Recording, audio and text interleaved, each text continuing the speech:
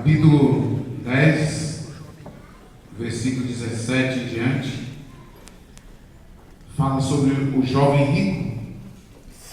E pondo-se a caminho, correu para ele um homem, o qual se ajoelhou diante dele e lhe perguntou: Bom mestre, que farei para herdar a vida eterna? E Jesus lhe disse: Por que me chamas bom? Ninguém há bom senão um, que é Deus. Tu sabes os mandamentos: não adulterarás, não matarás, não furtarás, não dirás falsos testemunhos, não defraudarás alguém, honra teu pai e a tua mãe. Ele, porém, respondendo, lhe disse: Mestre, tudo isso guardei desde a minha mocidade. E Jesus, olhando para ele, o amou e lhe disse: Falta-te uma coisa.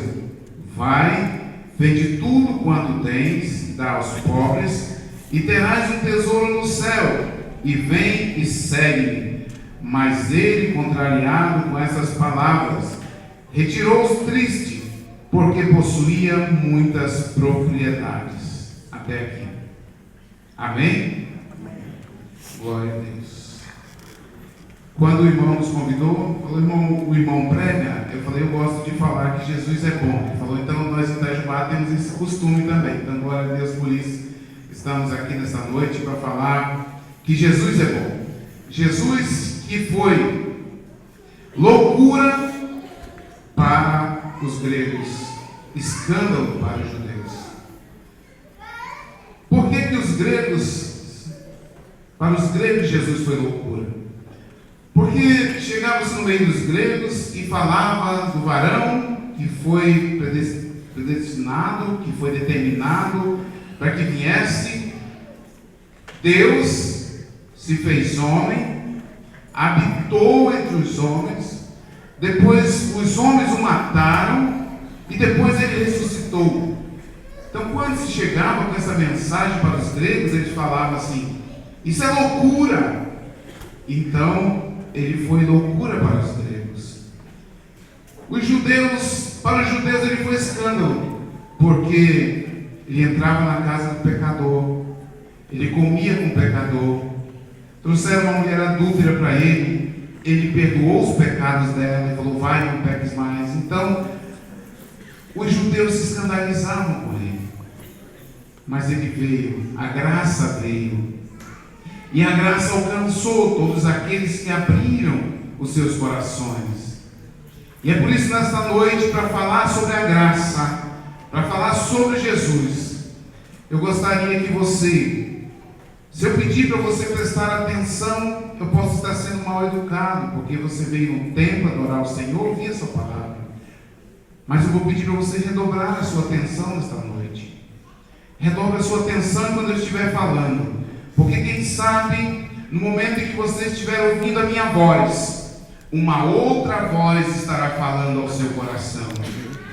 E essa outra voz que falará ao seu coração é a voz do Espírito Santo. E oxalá que quando vocês estiverem ouvindo a minha voz, o Espírito Santo já esteja trabalhando nos corações. Que o Espírito Santo possa transformar vidas esta noite. Que o Espírito Santo possa impactar corações esta noite. Que o Espírito Santo possa arrancar tristezas esta noite. Que o Espírito Santo possa mudar rotas esta noite e dar a melhor rota que um homem pode ter ou almejar. Porque Jesus, ele é tão falado, mas tão pouco conhecido. Mas aqueles que conhecem a Jesus e abraçam Jesus, ele então não passa somente a meditar em Jesus, porque Jesus é tão meditado, mas ele tem que ser entendido. Tem aqueles que entendem a obra do Senhor. Tão propagado, mas tão pouco recebido. Se nesta noite você ainda não recebeu a Jesus no seu coração, quem sabe durante a administração da palavra, o Espírito Santo já vai tirando esse coração de pedra e colocando um coração de carne. Porque Ele é Senhor. Ele é Senhor. esse jovem que veio até Jesus. Veio um jovem, veja bem, moças, o jovem era jovem, era rico, e por que não pensar que ele era bonito também? Que coisa. Chegar um rapaz assim, e que foi até Jesus, olha que coisa maravilhosa, ele foi até Jesus, é crente, era jovem, graças a Deus, era rico, aleluia, e se for bonito, então perfeito, não precisa nem orar, não é mesmo?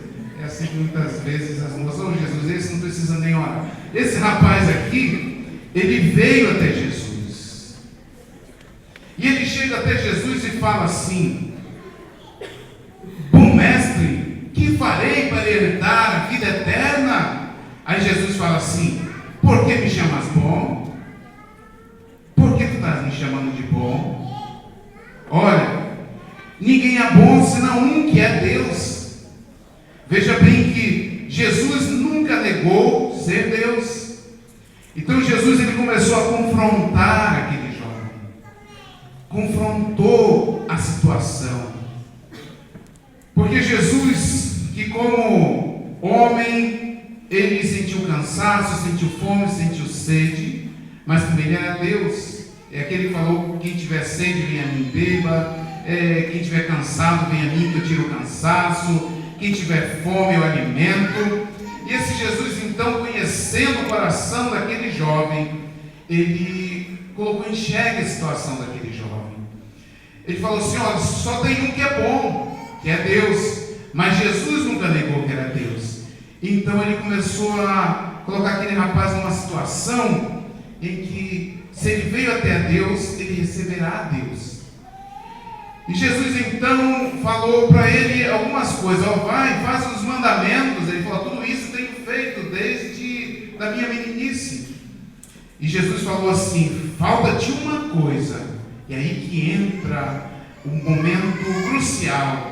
Jesus ele foi na situação, no ponto crítico daquele jovem. Falta-te uma coisa. Jesus aqui não está dizendo que o homem não pode ser rico, não, porque em Provérbios está escrito que aquele a quem Deus dá fazendas e riquezas é dom de Deus. Então aqui Jesus estava colocando com aquele jovem que o ponto crítico daquele jovem. Mas aquele jovem ele veio até Jesus, ele veio até o Senhor. Veja bem que ele chega e ele faz uma coisa muito bonita. Ele se ajoelha, porque o nosso Senhor ele é digno de toda adoração. E estamos aqui porque nós servimos a Ele como nosso Senhor, nós cremos nele como nosso Salvador, nós o aclamamos como nosso Rei. Ele é um Rei soberano, Ele é um Rei dizível, Ele é um Rei infalível, e Ele merece toda a honra, toda a glória, todo o louvor. Ele, quando estava lá na Palestina, ele foi aclamado Rei pelos seus discípulos.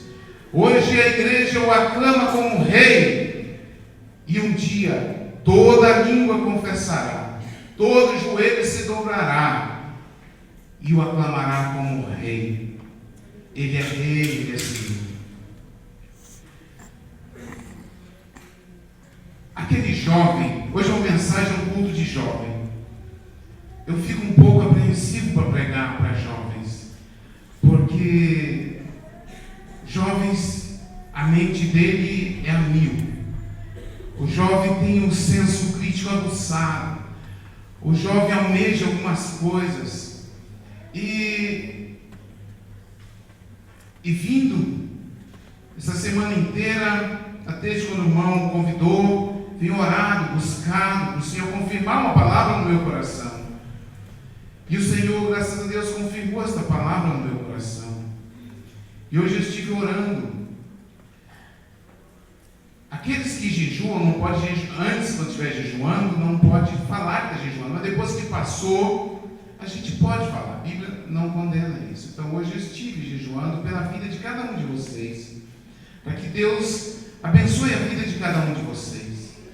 Para que Deus, nesta noite, através do seu Espírito Santo, ele possa trabalhar no coração de alguns jovens, ou de todos os jovens. A vontade é de que todos, porque o Senhor não quer que ninguém se perca.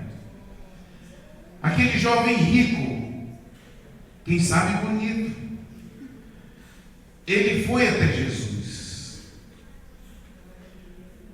As pessoas muitas vezes vão até Jesus. Hoje, muitos têm ido até Jesus. Por que as pessoas vão? Porque é uma necessidade de satisfação. As pessoas querem satisfazer a sua alma. Aquele jovem tinha uma necessidade. Ele chegou e fez uma pergunta: Senhor, e olha que pergunta interessante, ele estava preocupado com vida eterna. Senhor, o que farei para alcançar a vida eterna? Ele tinha uma necessidade. Ele precisava satisfazer a sua alma. Os jovens têm interesses. E quais os interesses dos jovens? Os interesses dos jovens têm despertado os interesses dos políticos, de psicólogos, de psiquiatras, de religiões. Todos têm se interessado pelos interesses dos jovens. Porque o jovem anseia por algo. E quando os jovens anseiam por algo, eles anseiam por alguma coisa que seja diferente. O jovem não gosta de mesmice. Eles querem coisas diferentes, eles querem experimentar algo novo. Jovens gostam de novas experiências. E lá no mundo, por gostar de novas experiências, os jovens todos os dias experimentam no sexo, experimentam nas drogas, experimentam no álcool. Todos esses experimentos dos jovens é pelo anseio de algo novo nas suas vidas, de preencher algo nas suas vidas. Mas mesmo os jovens buscando novas experiências, esses jovens muitas vezes estão no meio de uma multidão, mas estão solitários. Os psicólogos chamam de solidão cósmica, que é o ser humano no meio de uma multidão, mas sozinho. Vivemos a época da cybercultura. Vivemos a época do ciberespaço. Estava lendo uma reportagem sobre o francês Pierre Levy, que ele é o filósofo da revolução digital. Vivemos a época em que já temos os filósofos do cyberespaço, que para nós que temos um pouco mais, somos jovens há mais tempo que vocês, tudo é muito novo. Mas jovens que têm até 24 anos, tudo é normal, não entendem muito essa diferença entre os dois mundos, o mundo que não é do mundo digital com o mundo real. Porque é comum, e creio que muitos de vocês ouvem muito falar nessas coisas, e muitas vezes nem entendem porque os mais velhos falam tanto nisso. Porque nós não viemos dessa cultura, da cultura digital, que é tão normal nas crianças hoje. E essa cultura a cybercultura, ela é aquela cultura que faz fluir e refluir numa velocidade muito rápida, imediatista. A cybercultura, ela traz um controle absoluto e até paranoico para muitos dessa geração. Ela tem um controle intrusivo, que é saber e ver tudo. Vivemos um mundo em que se vê e se sabe tudo.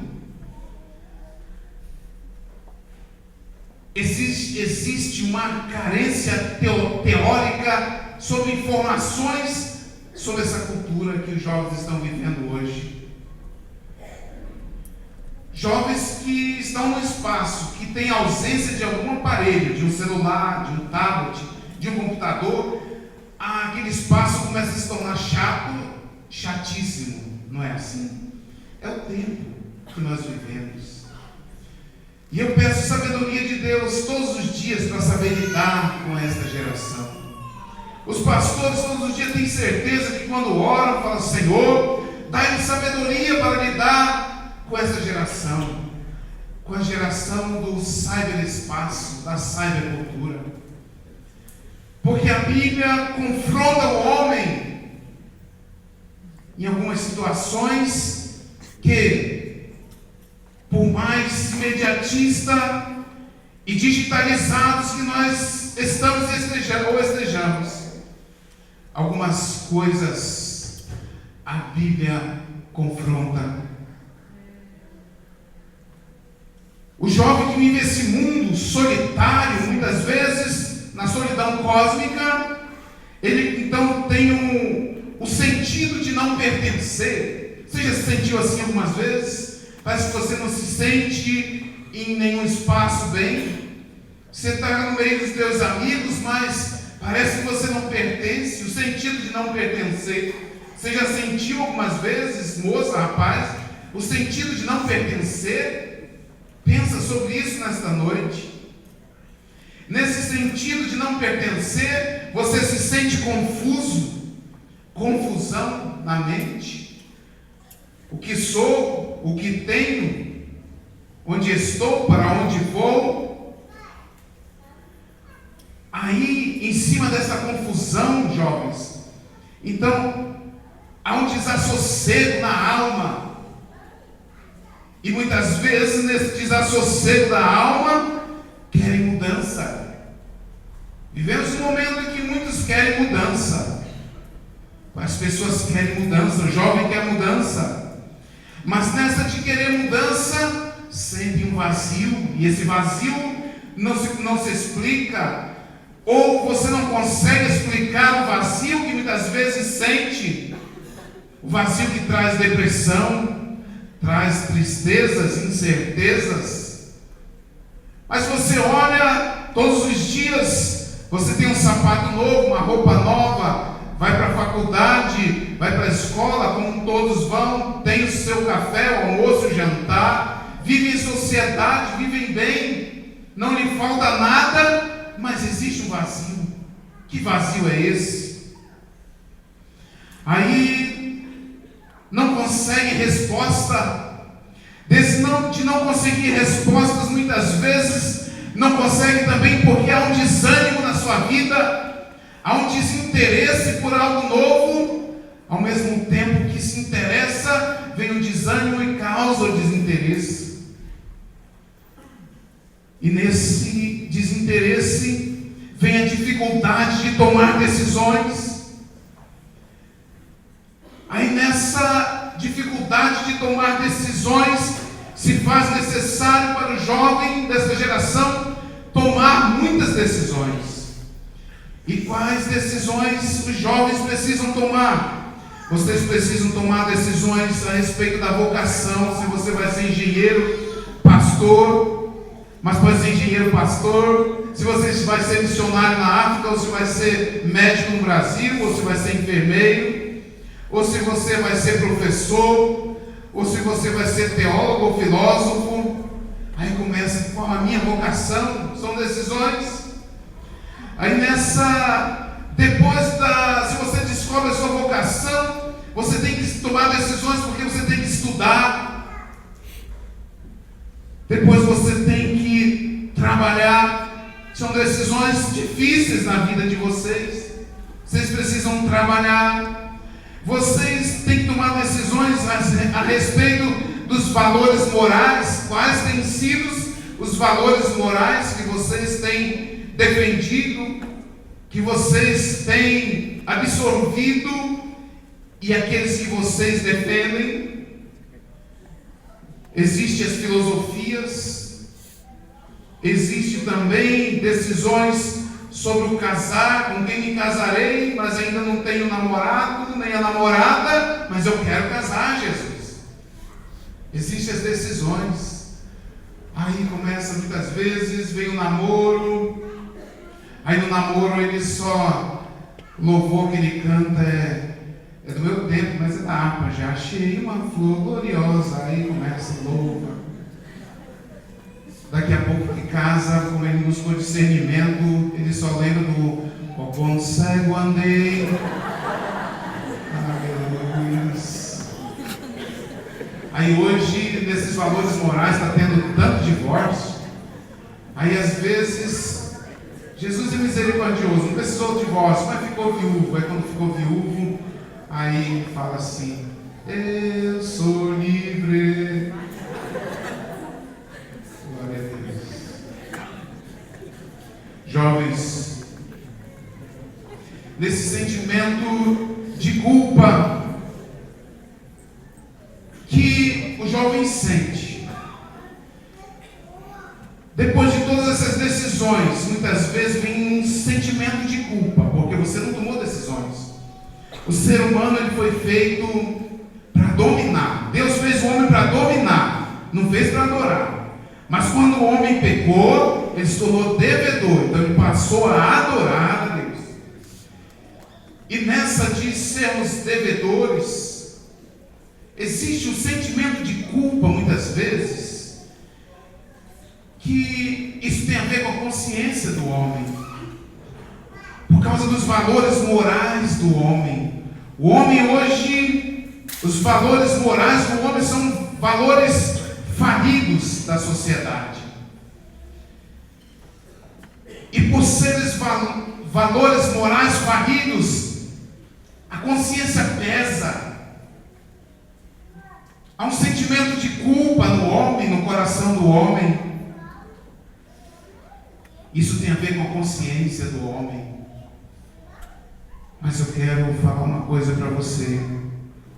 Neste mundo do homem falido moralmente, da violência desenfreada, da inversão de valores, Jesus, Ele ainda perdoa pecados. Jesus ainda transforma vidas. Jesus ainda preenche o vazio da alma. Aleluia. Jesus ainda dá o rumo certo. Amém. E tira a incerteza dos corações. Glórias a Deus. Porque aquele jovem que veio até Jesus, ele fez a coisa certa, ele buscou a Jesus. Quem sabe muitas vezes você está aqui porque você veio buscar